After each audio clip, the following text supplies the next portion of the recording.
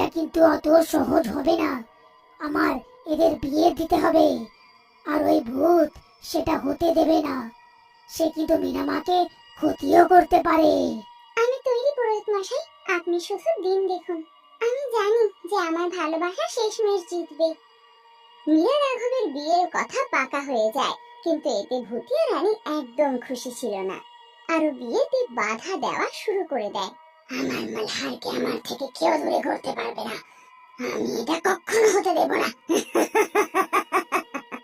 আয় আয় মা, হলুদ লাগিয়ে নে। আয়, তোকে হলুদ লাগিয়ে দি। আরে কি, এই হলুদ কালো কি করে হলো?